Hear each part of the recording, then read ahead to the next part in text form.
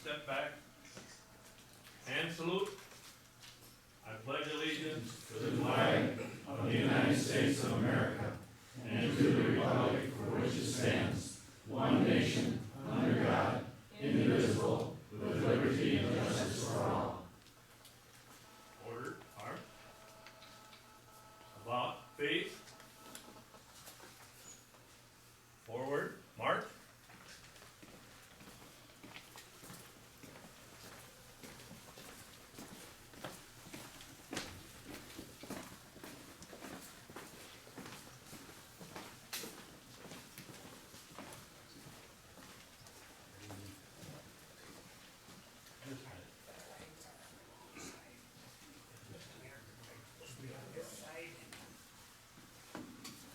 Our first speaker today is Mayor Jim Tipple.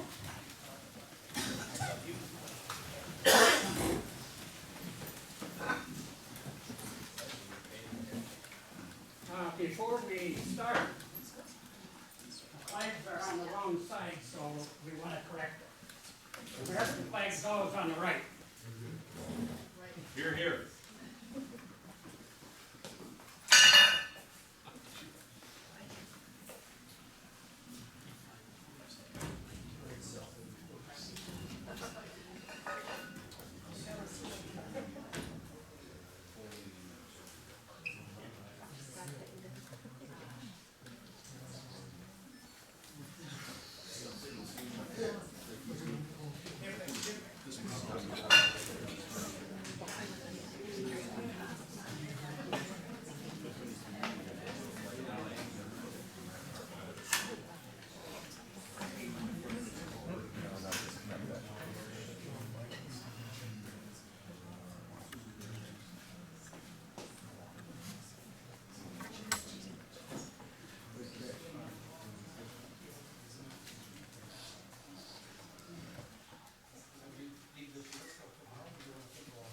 Thank you.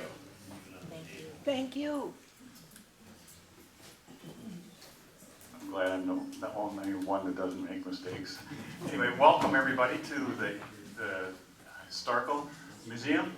We're very honored to have you here, especially the Vietnam vets that have taken time out of their busy schedule to come here and not only visit Wausau, but take a look at the museum display. Art gave me a quick tour just a few minutes ago, so I could see what we were talking about. And so I really appreciate everybody being here, family, friends of the museum, and also, most importantly, our Vietnam vets. So welcome to Wausau. We're glad you're here, and enjoy your stay.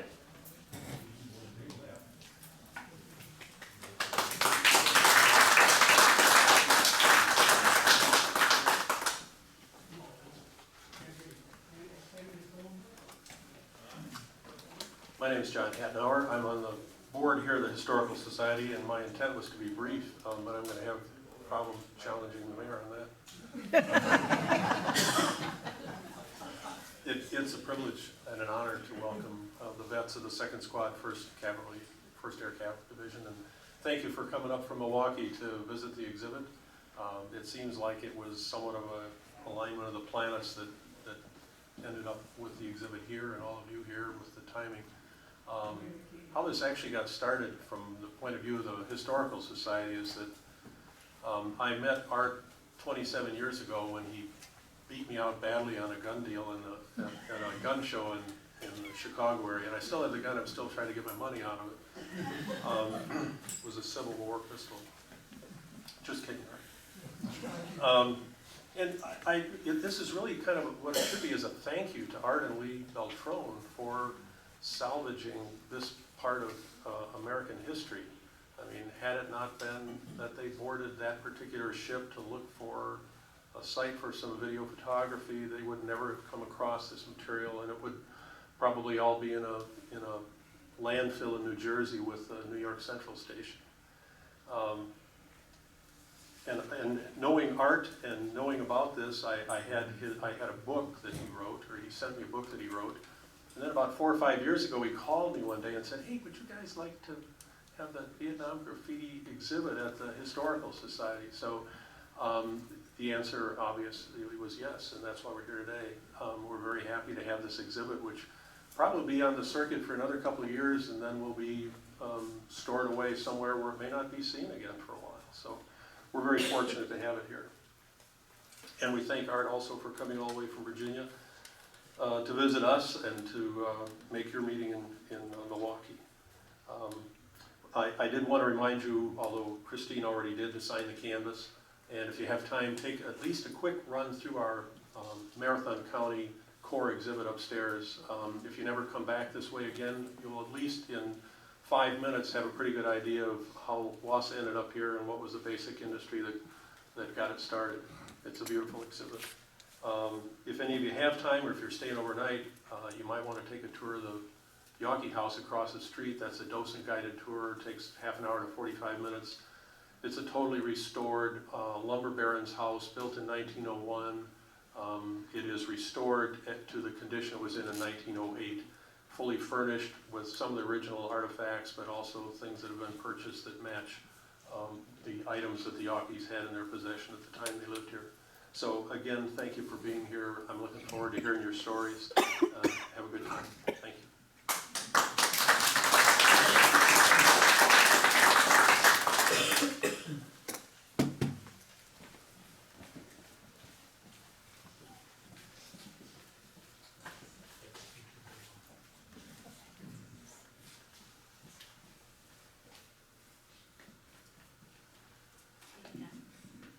We'd like to have Art come up. I saw him.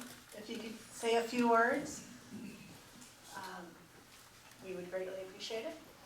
And that would lead us into passing the microphone, or if you could come up and tell us a few words about your experiences, that would be great. Thank you, Christine.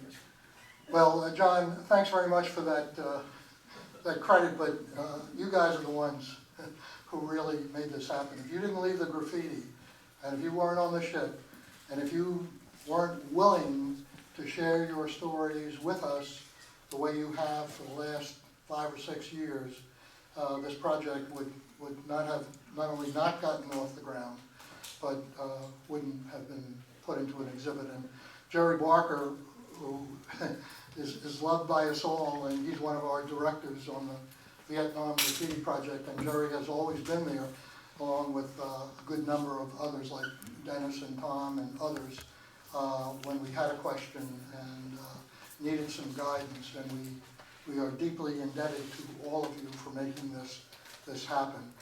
Why it happened, I have no idea, but it was just a matter of timing, being at the right place at the right time. I think it was meant to happen. Both Lee and I feel that way, and I'm sorry she could not be here today. She wanted to, but our daughter is moving from, or is in the process of moving from Madison, Wisconsin to Philadelphia. And so she's got babysitting duties with 3 kids this week and weekend. But anyway, so she wishes she could have been here and gives her best to all. But thank you all for being here. Thanks for having had the opportunity to see the exhibit. And thank you, too, for hosting the exhibit, Marathon County Historical Society. It's greatly appreciated.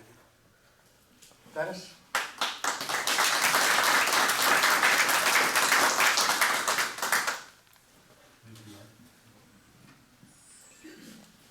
I got a few remarks here. No, I'm kidding. You get to fill those out tomorrow, guys. I'm Dennis Scott, and I had the luxury, I guess, and the good luck to be associated with these gentlemen here. We've been told we're unique based on the fact that we have reunions every other year, and every year we have a Barker reunion out of Kokomo. And it's grown and grown and grown, and it's hard to understand how in 1985, after being home for nearly 20 years, one gentleman expressed to his wife a request that he would like to see some of the guys from his squad. And Deacon Intermule died, was it 3 years ago? And unfortunately, we can't introduce him, other than to tell you that if it hadn't been for him, we probably wouldn't be here either. So, his wife Jody was his right hand. We did Kansas City tent, turn and tent kind of things for from 85 to 96. And then from 98 on, we had gone to, from the large second platoon and everybody else that was reachable. We went to a different format, a squadron level format, which included all of the troops in the second of the first, including D Troop, which I didn't even know we had a D Troop until I got home. But they were air support for the first first division, you know, the 101st and the 82nd. We were headquarters, 1st, 2nd, and 3rd troops were armored cavalry. And our job was to protect not only the lives of everybody that was around us, but also the security of the roads and the bridges from the Bangyang Pass on up into Pleiku, and from Pleiku on up into Dak To, which was north. And we helped resupply the Dak To thing for a number of weeks when the North Vietnamese decided that they wanted it worse. They didn't get it, but they wanted it that badly. But then we got back and did the 85 thing and did the 98 thing, and that was a good one. That was Fort Knox. We actually spent a day on the fort doing all sorts of things like, oh goodness, it was everything. We dined the way we had dined before, steel trays and all sorts of stuff in mess halls with the working class, you know, the EMs. My apologies to any officers that are here, but anyway, and we've been doing it ever since. So 2 years, 2.5 years, 3 years ago, we had a recommendation that maybe we ought to have something in Milwaukee, and we did our voting like we normally do, and Milwaukee won. So here we are. And the actual reunion will not start until tomorrow. This is an informal kind of a treatment, I guess, that Art Beltrone and Christine and the staff from the museum have determined is basically what you get if you and your wife just decide to look into the possibility of going and seeing the exhibit. That was it. I mean, Janet and I were looking to see the exhibit. And I was telling somebody else, first of the first, very good.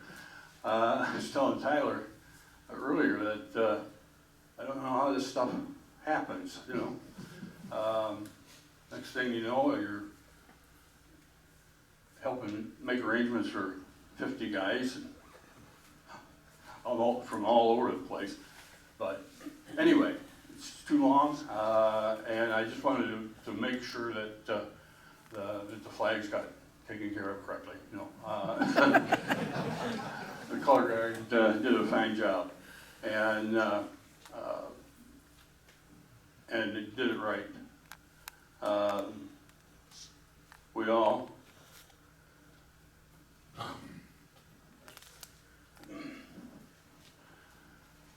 We all feel the same about this flag.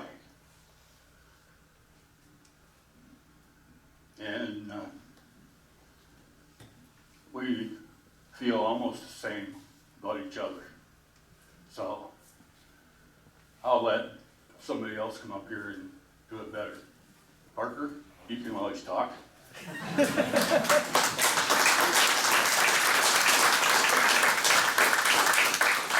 Scotty, my name is Jerry Barker. I'm from Indianapolis.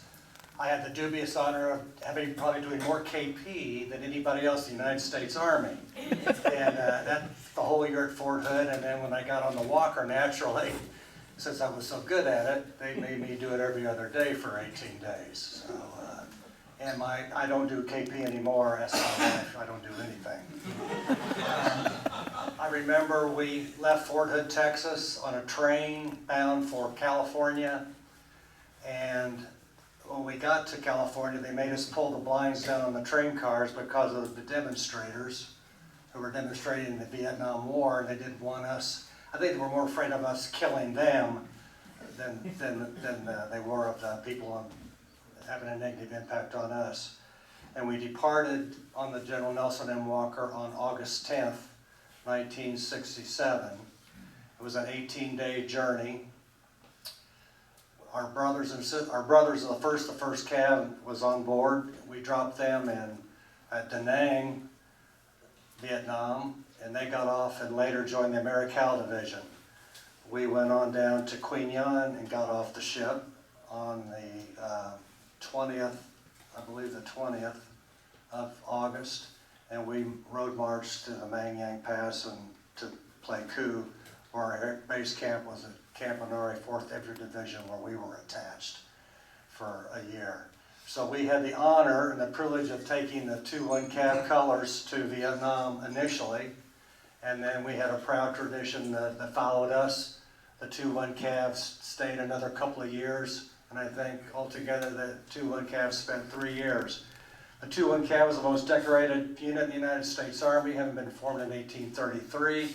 We have more battle streamers on our squadron flag than any other unit in the United States Army, something to be very, very proud of.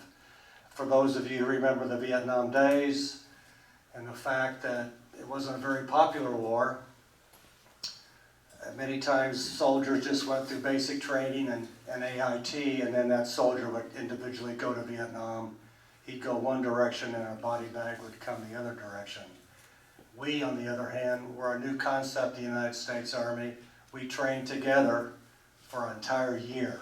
So we knew each other better than most people ever know each other in the armed forces. We trained for a year and had some of the best training that Uncle Sam could give us. And the first Division was right there with us at Fort Hood, Texas. The first Cav, rather, they were attached to the 1st Armored Division. We were attached to the 2nd Armored Division, Hell on Wheels. We all went over together on a ship, and from our unit alone, there were 11 general officers. So the lessons learned from our stint in Vietnam and the fact that a troop that trains together, knows each other very well, and fights together winds up having higher morale and a better record. And that is the same thing that the United States Army does today, thanks to the lessons learned from us, from our general officers, and it has become quite the thing today in the United States Army. So we are very, very proud of our service. Most of us were drafted, but most of us were voluntary draft. In other words, we went to the draft board and said, we're ready to go. It sounded a whole lot better than signing up for 4 years. So we were all voluntary draft. We're all proud of our service. We're all proud of each other. We all love each other. We are very, very blessed. And we are very blessed to live in a country like America and have a flag like this and have the brotherhood that we have. And to have wives who have put up with us for all these years. So a special thank you to our loving wives for making some of us get through this. And our families. Many of our families are here today. So thank you very much. Who would like to be next?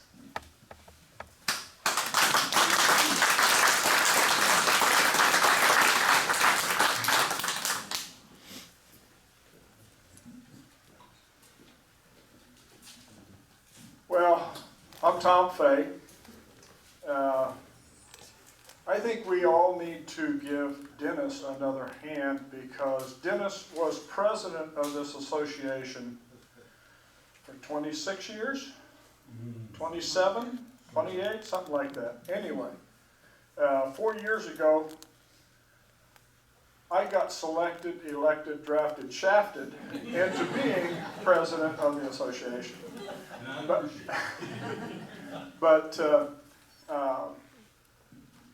if you look at the canvas upstairs, you'll see a heart that I drew today represent the same heart that I drew 48 years ago, no, 47 years ago. 47 years ago, 48 years ago today, yesterday, I got my draft notice the night of our rehearsal dinner. Gay Baby and I got married the next day. So I didn't remember doing that canvas, but happy anniversary, dear.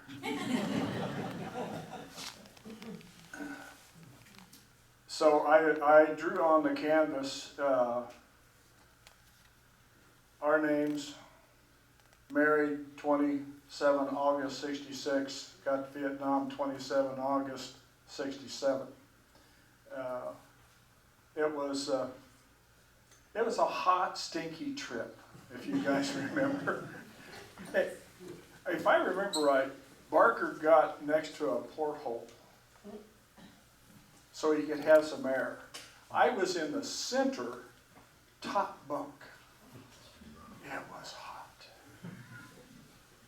And, like Barker, there were three of us in basic. Barker, Brotherson, Fay. We had KP every other day because they'd get down to about a K and they would screw up the KP sheet, so they'd start all over again. That's the which actually turned out to be a pretty good thing because we became good friends with the cooks. And when Gay Ann and some of the other wives moved down to Texas, we couldn't have lived without the cooks because they gave us food so that we could survive. It turned out pretty good. But as we were visiting last night at the hotel, I got to remembering stuff that I haven't thought of ever that I can remember. And we were talking about things that happened on the ship. And the music. It was actually after Art's, we looked at that 4-minute video. I said, oh yes. Sergeant Martin, who was first platoon sergeant, he did not make it home, but he had a speech impediment, and it was really hard to understand him, but he could really sing. I remember he was singing Papa Top Again. And you could actually understand what he was singing. It was really kind of neat. I was looking at the stuff upstairs and the galley, the steam room. That's where I spent every other day. Is down in the steam room where it was so bloody hot. Water just ran off of you. So it was an interesting trip. Who would like to be next?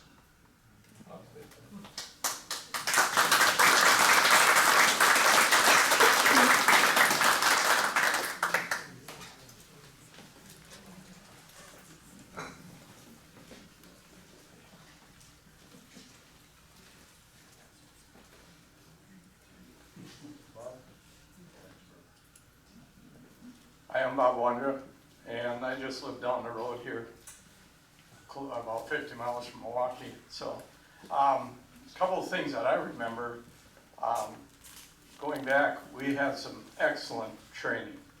We were so blessed to train for a year and know our guys. And one of the things that I'll never forget, when we started training for Vietnam. We had a buck sergeant from Puerto Rico that had been over to Vietnam. And we started training like you do for all the wars. This is the front line, that's the back line. And he says, guys, it's nothing like that. And he helped to fill us in on what we were to expect. One of the other things I remember was the excellent training we got as far as first aid. And it actually saved my life, because some of the displays, when we were going through the learning, they had a gentleman, one of the soldiers, sitting on a table with his leg amputated and shooting red water out, as indicated blood from an artery. And what do? You put direct pressure on it, and then you put a tourniquet on it. Little did I know I needed that, because that's what happened to me. But knowing and training like that, being a young farm boy and never been to Milwaukee, and going over on a ship was quite an experience. Just going to Fort Polk, Louisiana to be inducted was an experience. One of the other things to remember on the train, they told us there's going to be protesters out there and they're going to probably try to block the train. So stay on the train, ignore them. And we're all like, hell no, let us off the train. We'll clear the tracks.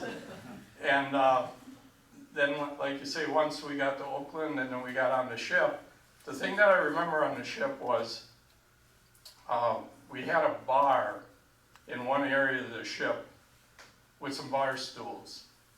And it was so rough one night that you could not sit on the bar stools without falling over.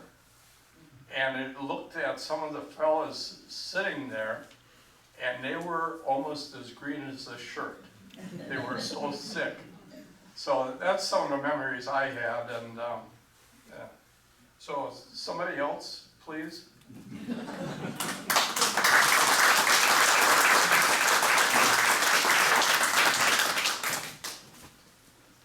was in the fight with you, Bob. Where you lost your leg. I remember him sending a picture back when he got home. He was standing right next to a beautiful car. And all of us were saying, wow, he made it home, and look at that car he's driving. Yeah, the things I remember about that ship were, it was hot.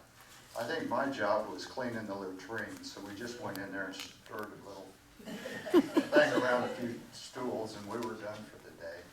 And there wasn't a whole lot to do all day long. I remember playing poker a lot, but I wasn't very good at it. I think I lost all my money in 3 days. And I had a Bowie knife, and I sold that for 20, and I lost that $20 too.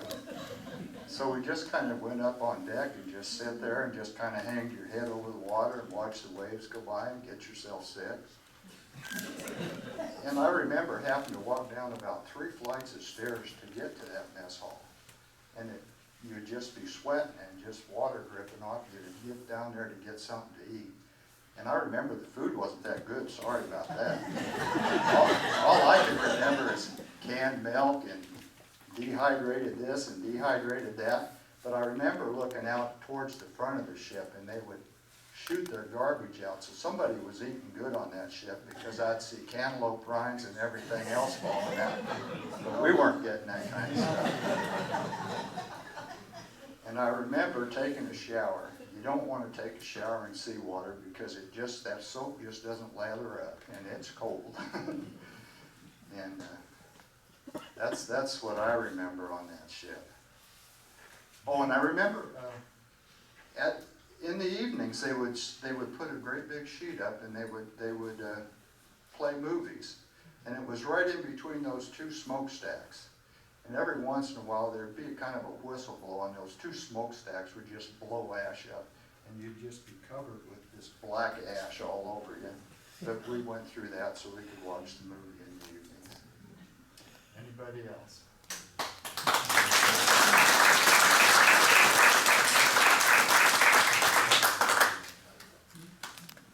I'll give it a little different flair. I'm Jim Hardy. I was a Spec 5.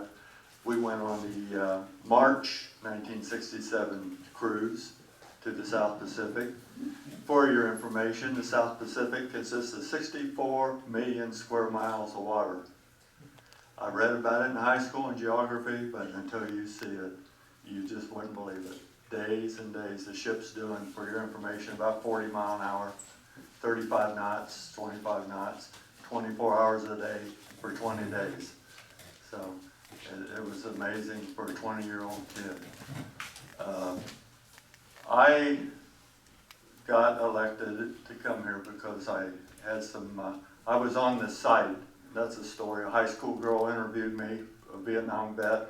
One story led to another, and her stepfather found this site at American Graffiti. I got on the thing, and that started all my problems. Let's see. It said, would you like to sign the register? So I signed the register in the comment box, and in the comment box, looking at some of Art's pictures, I said, I have a bunch of pictures I'd like to donate to your museum. I was at Panera Bread. I lived 8 miles away. Sunday morning, 8 o'clock. Before I got home, Art had called me on his cell phone. I couldn't believe the head of the museum was calling me at Sunday morning to talk to me. We talked for an hour. I sent him the pictures. But the thing that got me here was, we talked for an hour, and the last thing he said, oh, by the way, he said, what was your most memorable moment on that cruise? And I said, that's a no-brainer. Halfway over, we hit a typhoon. And he said, we've been looking, we heard rumors of that happened, and we never met anybody yet that had been on that ship. And I said, well, you can't say that tomorrow morning because you just met one. And anyway, when you hit a typhoon, I looked it up in the archives. The Weather Bureau saves all the information about storms to get online. I looked it up. It was Typhoon Violet. The sustained winds were 145 mile an hour. In the Pacific, there's no hills, no trees, no buildings to stop it, except one little ship. The waves were 90 foot up and 90 foot down. And I found this, my best friend is a commander in the Navy. And I said, I think this happened. He said, no, it did happen. On a flat bottom boat, when it takes it 90 feet up, the waves drop faster than the ship. And the ship free falls 180 feet and slams, however much it weighs, onto the water. And if you ever listen to the tape, I can describe that ship just like a big sledgehammer hits it. I actually heard 3,400 troops praying to get to Vietnam.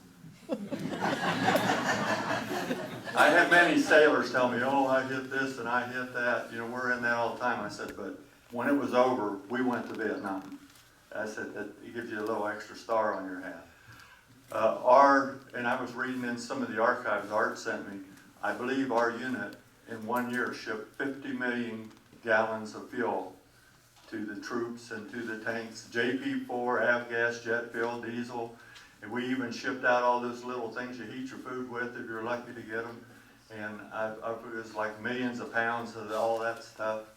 And also, during the Tet Offensive, the North Vietnamese cut off the fuel dump from Saigon because they found out that when you guys had fuel, you was kicking their ass. So they cut the fuel off. And we were in Vung Tau, 11 degrees above the equator on the coast. We had a big petroleum depot there where the ships brought it in. And me and Lieutenant Rodriguez, E5 Rodriguez, we were out there on the airport. I was in the motor pool making sure all the trucks were bringing it in, nothing happened. He was a generator man, made sure the pumps were running. We were out there 4 days, 24 hours a day.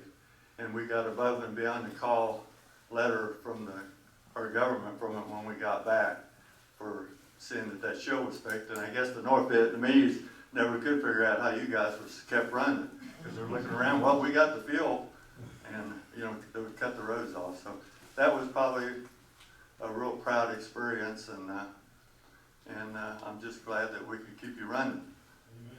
Amen. And if you tell them that you 528, you know the guy there, you probably get some free gas on the way home.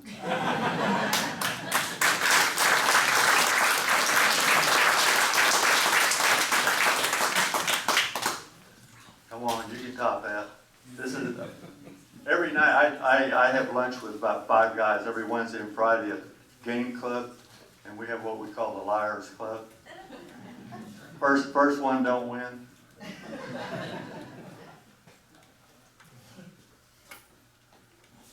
Well done. That was really great, I'll tell you. We've met some fine men that had a lot to do with keeping us running. Because if we're not running, we're targets. And we don't need to be targets. Those big metal things have a tendency to draw rocket fire anyway. So if we weren't moving, it probably would have been artillery. In any event, there was a couple of things that I thought we probably should touch on. The first, I guess, would be to Uh-oh. Worn out. Uh-oh. you had a feel. John, you used it all up. I don't need this. Yeah, you turned it off. Well, no, it was on. It's on. Yes. Hello? Hello. Hello?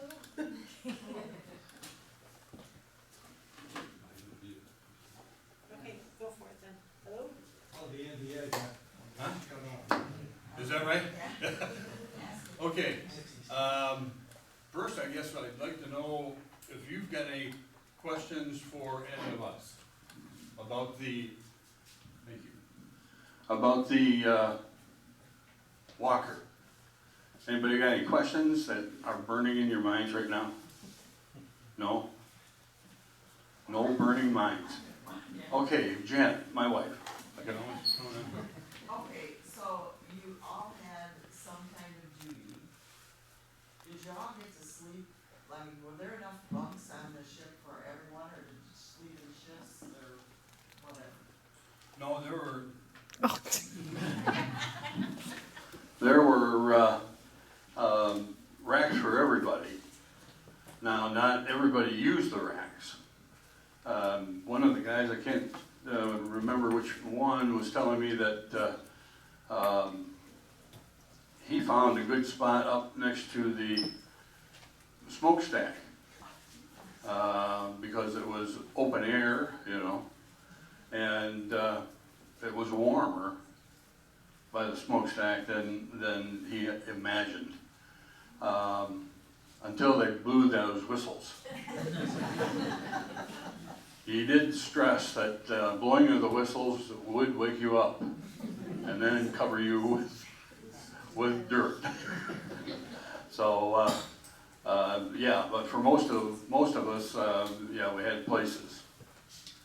Yeah, Art. Dennis, I wanna come up and share something that nobody's touched on, but it's one of our favorite stories. And I think a lot of members will know these two Which one is it? individuals. Well, this is Rocky Marino and Callaway, okay? Oh, So this is out of, this is a story that I think came out of, well, I don't remember the reunion, but they're in the lifeboat up front, where they didn't want to go down where it was really hot. So you're getting really close to Vietnam, and it's one of their birthdays. It's either Rocky's or Callaway's birthday. And Rocky had a 5th bottle of scotch with him, and they're sitting in the lifeboat and they're sharing because it's a birthday. Now, no one's remembered or said anything about when you get close to Vietnam, what you see as the VC or NVA rocket Marble Mountain. That ring a bell with anybody? Okay, so they're sitting in the lifeboat and they're getting closer to the shore. Marble Mountain was a Marine helicopter base that was infiltrated with VC. They had all kinds of tunnels. And right below is this Marine base. So some VC out in the country sends an RPG or some kind of rocket or whatever into the Marine base. And there were several Marines who were killed because we did the research on that. But all hell broke loose. The sky illuminates with rockets and fire and artillery. And Calloway looks at Rocky, and I guess it was his birthday, Rocky's birthday. And Calloway says to Rocky, "How did they know it was your birthday?"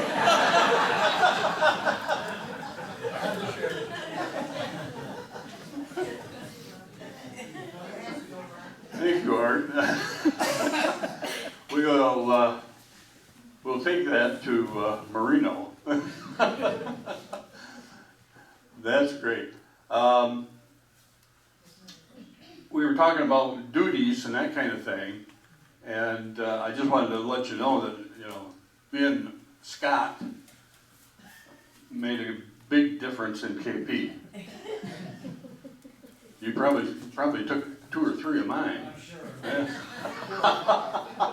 Because Marino and myself, and some of the rest of the 11 Bravos, the infantry people, got the duty of cleaning up the day room. So, and that was right down in the bowels of this monster, but it didn't bother you that you had so much metal over you, because the stuff underneath was great. It didn't move very much, you know. So we would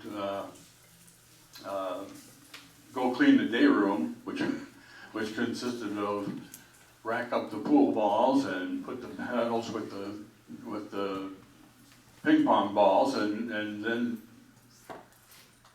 open up, you know, have a good time, and we did. So not all of us had it as tough as Jerry, but you know, they've been him now for 47 years, but yes, ma'am. Yeah, do you know how many trips the ship made back and forth carrying troops over to Vietnam? Art's got information on that, but It made about a half a dozen voyages. But it wasn't the only ship that was carrying troops. There were others of the same type. And that was a straight troop transport. It wasn't a cargo ship adapted for troops. They only made 19 of them at the end of World War II, and they were brought back into service. She served in Korea as well. the Walker had a very storied history. Constructed in the dying last days of World War II, saw a lot of action in Korea as far as troop travel. Had the distinction of bringing the first Korean POWs home when that police action stopped, or started, I guess, this would be more of the word. But the Walker, for all her intents and dents and peeling paint and all that kind of stuff, has always made a bunch of us feel like she was more of a mother, you know, from the standpoint that she got us where we needed to be. Didn't maybe want to be, but we needed to be, I guess. Anybody else? Questions? Okay, Christine, I guess we're done. And thank you very much. Thank you on behalf of the Second and First. Thank you to everyone who shared their experiences. We really appreciate it. And also, I forgot to say it, but thank you to the VFW Post 388 who brought the colors in before us. Art will be doing a tour of the exhibit, giving his insights to that. You might want to take that in while we bring out some snacks for you. So once you're snacks, food. For goodness sake. We'll have some food and drinks for you afterwards. So feel free to wander about. And if you want to follow Art back upstairs to the exhibit, that would be great. And thank you again to everyone.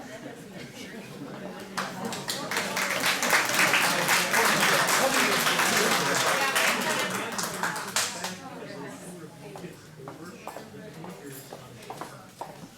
if anybody'd like to go on a tour, I'm heading up. I'll give you the back slope.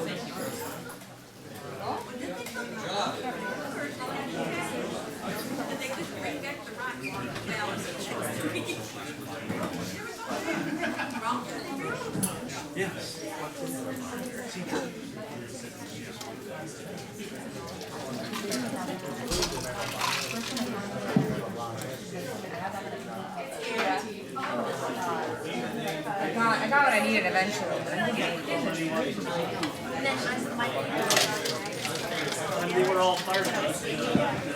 Like outside the high school, video House of God Road. Yeah. And there's all these people that kept stopping me taking pictures. I turn around and she's there. And I was like, no, is this your house? Like, don't come and talk to me. I have to go. I don't have 25 minutes to babble about my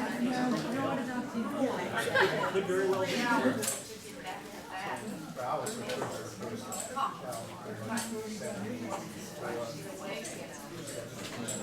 Okay. Really?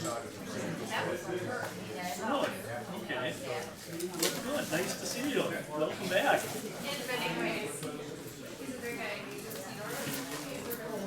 Let's walk behind you.